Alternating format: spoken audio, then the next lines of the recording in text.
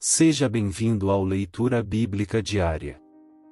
Hoje iniciaremos a leitura do livro de Eclesiastes, do capítulo 1 ao 5. Senhor nosso Deus e Pai, obrigado por mais este dia de vida, lhe pedimos sabedoria e entendimento da Tua palavra, em nome de Jesus, amém. Capítulo 1. Palavras do pregador, filho de Davi, rei de Jerusalém. Vaidade de vaidades, diz o pregador. Vaidade de vaidades. Tudo é vaidade. Que proveito alguém tem de todo o seu trabalho, com que se afadiga debaixo do sol? Geração vai e geração vem, mas a terra permanece para sempre. O sol se levanta, e o sol se põe, e volta ao seu lugar, onde nasce de novo. O vento vai para o sul e faz o seu giro para o norte, dá voltas e mais voltas e retorna aos seus circuitos. Todos os rios correm para o mar, e o mar não se enche ao lugar para onde correm os rios, para lá eles voltam a correr. Todas as coisas são canseiras tais, que ninguém as pode exprimir, os olhos não se fartam de ver, nem os ouvidos se enchem de ouvir. O que foi é o que há de ser, e o que se fez, isso se tornará a fazer, não há nada de novo debaixo do sol. Será que existe alguma coisa de que se possa dizer, veja, isto é novo? Não. Já existiu em tempos passados, muito antes de nós. Já não há lembrança das coisas que se foram, e das coisas que ainda virão também não haverá memória entre os que hão de vir depois delas. Eu, o pregador, venho sendo rei de Israel, em Jerusalém. Dediquei-me a investigar e a me informar com sabedoria a respeito de tudo o que se faz debaixo do céu. Que enfadonho trabalho Deus impôs aos filhos dos homens, para com ele os afligir. Vi todas as obras que se fazem debaixo do sol, e eis que tudo é vaidade e correr atrás do vento. Aquilo que é torto não pode ser endireitado, e o que falta não pode ser contado. Eu disse a mim mesmo, e eu me tornei importante e superei em sabedoria todos os que governaram em Jerusalém antes de mim. O meu coração tem tido larga experiência da sabedoria e do conhecimento. Assim, procurei conhecer a sabedoria e saber o que é a tolice e a falta de juízo, mas descobri que também isto é correr atrás do vento. Porque na muita sabedoria há muito enfado, e quem aumenta o seu conhecimento aumenta também a sua dor. Capítulo 2. Eu disse a mim mesmo, vamos. Prove a alegria, procure ser feliz. Mas também isso era vaidade. Concluí que o riso é tolice e que a alegria não serve para nada. Resolvi no meu coração entregar-me ao vinho, sem deixar de me guiar pela sabedoria e de me apoderar da loucura, até descobrir o que de bom os filhos dos homens poderiam fazer debaixo do céu, durante os poucos dias da sua vida. Empreendi grandes obras. Construí casas e plantei vinhas para mim. Fiz jardins e pomares para mim e neles plantei árvores frutíferas de toda espécie. Fiz para mim tanques de águas, para com eles regar o bosque em que reverdeciam as árvores. Comprei escravos e escravas e tive escravos que nasceram em minha casa. Também tive bois e ovelhas, mais do que tiveram todos os que viveram em Jerusalém antes de mim. Amontoei também para mim prata e ouro e tesouros de reis e de províncias. Provi-me de cantores e cantoras e das delícias dos filhos dos homens, e mulheres e mais mulheres. Eu me tornei importante e superei todos os que viveram antes de mim em Jerusalém, e a minha sabedoria nunca me abandonou. Tudo aquilo que os meus olhos desejaram eu não lhes neguei, nem privei o meu coração de alegria alguma, pois eu me alegrava com todas as minhas fadigas, e isso era recompensa por todas elas. Considerei todas as obras que as minhas mãos fizeram, e também o trabalho que eu, com fadigas, havia feito, e eis que tudo era vaidade e correr atrás do vento, e nenhum proveito havia debaixo do sol. Então passei a refletir sobre a sabedoria, a tolice e a falta de juízo. O que poderá fazer o sucessor do rei? O mesmo que outros já fizeram. Então vi que a sabedoria é mais proveitosa do que a falta de juízo, assim como a luz traz mais proveito do que as trevas. O sábio tem os seus olhos bem abertos, enquanto o tolo anda em trevas. Contudo, entendi que a mesma coisa acontece com ambos. Aí eu disse a mim mesmo, o que acontece com o tolo acontece comigo também, de que adianta, então, ser sábio? Então eu disse a mim mesmo que também isso era vaidade.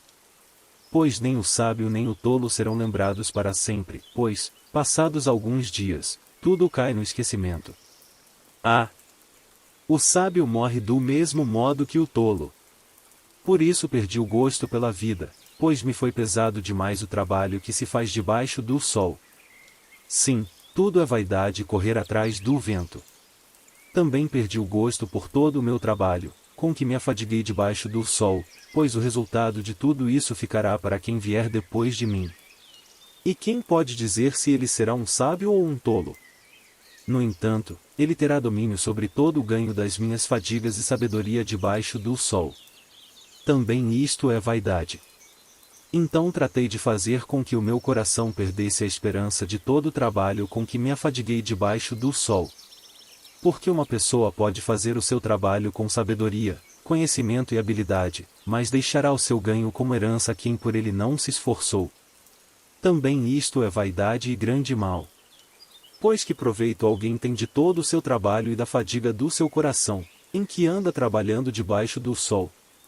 Porque todos os seus dias são cheios de dor, e o seu trabalho é desgosto, nem de noite o seu coração descansa. Também isto é vaidade. Não há nada melhor para o ser humano do que comer, beber e fazer com que a sua alma desfrute o que conseguiu do seu trabalho. No entanto, vi também que isto vem da mão de Deus. Pois, separado deste, quem pode comer ou quem pode alegrar-se?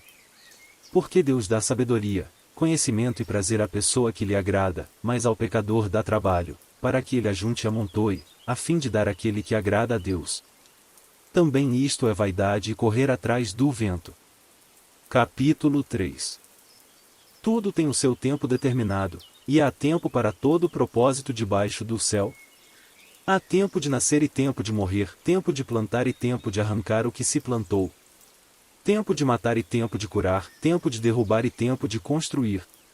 Tempo de chorar e tempo de rir, tempo de prantear e tempo de saltar de alegria. Tempo de espalhar pedras e tempo de ajuntar pedras, tempo de abraçar e tempo de deixar de abraçar. Tempo de procurar e tempo de perder, tempo de guardar e tempo de jogar fora.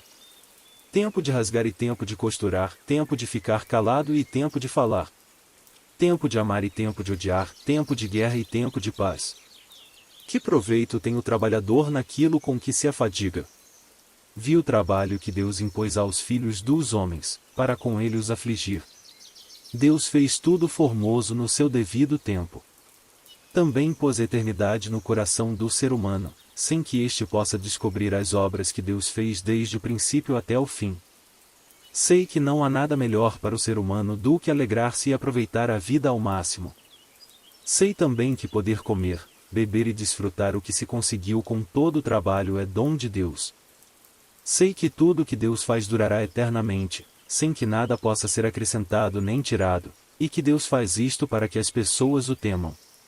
O que é já foi, e o que será também já foi, Deus fará vir outra vez o que já passou. Vi ainda debaixo do sol que no lugar do juízo reinava maldade e no lugar da justiça havia mais maldade. Então eu disse a mim mesmo, Deus julgará o justo e o ímpio, porque há um tempo para todo propósito e para toda obra.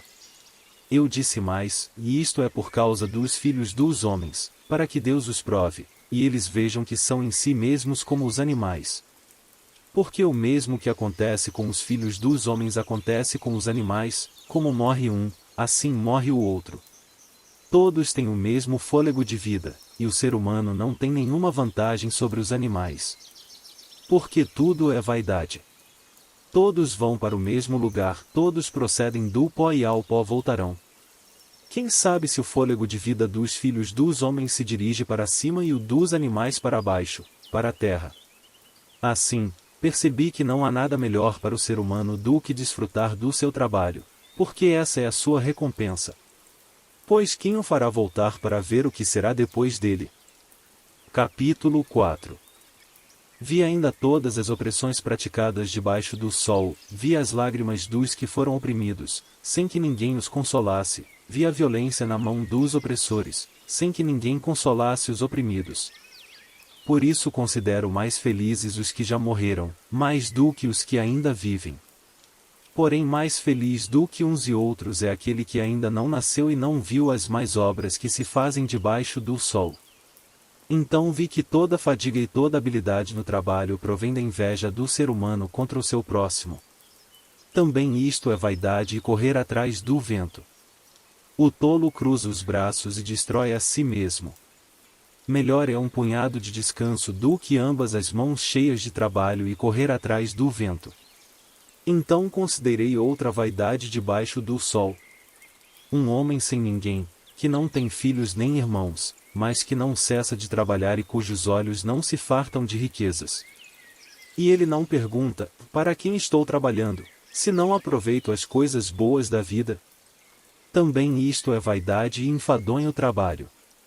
Melhor é serem dois do que um, porque maior é o pagamento pelo seu trabalho. Porque se caírem, um levanta o companheiro. Mas ai do que estiver só, pois, caindo, não haverá quem o levante.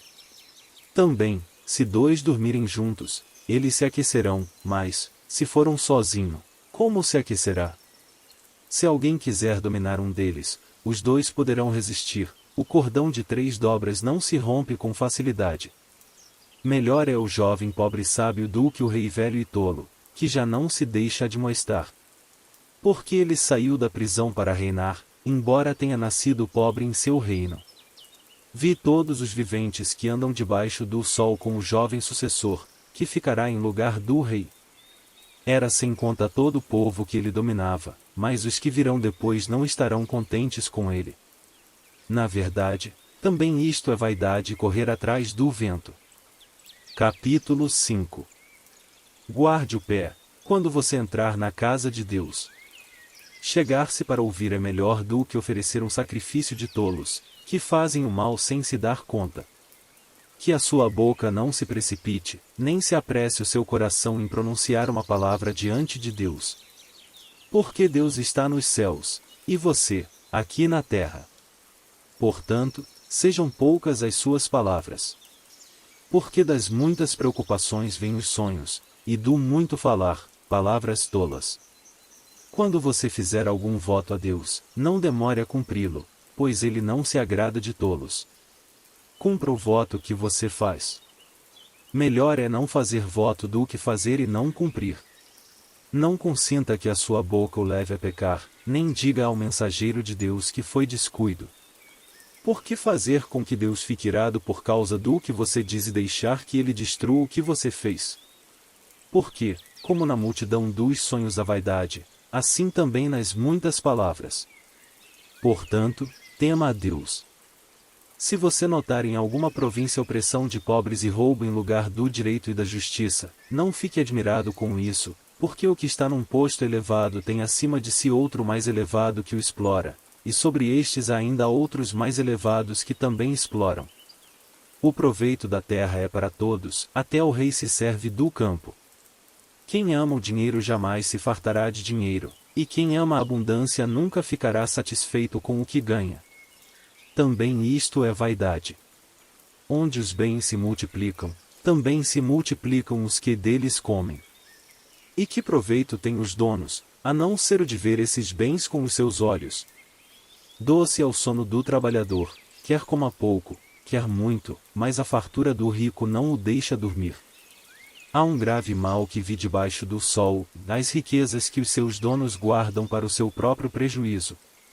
E, se essas riquezas se perdem num mau negócio, o filho que esse homem gerou ficará de mãos vazias. Como saiu do ventre de sua mãe, a saber, nu, assim voltará, indo-se como veio, e do seu trabalho nada poderá levar consigo. Também isto é um grave mal, precisamente como veio, assim ele vai. E que proveito terá de haver trabalhado para o vento? Em todos os seus dias, comeu o seu pão nas trevas, com muito enfado, com enfermidades e indignação. Eis o que eu vi, boa e bela coisa é comer e beber e desfrutar o que conseguiu de todo o seu trabalho, com que se afadigou debaixo do sol, durante os poucos dias da vida que Deus lhe deu, porque esta é a sua porção. Quanto àquele a quem Deus conferiu riquezas e bens e lhe deu poder para deles comer, receber a sua porção e desfrutar do seu trabalho, isto é dom de Deus. porque não ficará pensando muito nos dias da sua vida, pois Deus lhe enche o coração de alegria. Espero que essa palavra de Deus possa lhe abençoar hoje. Ficamos por aqui, que Deus te abençoe.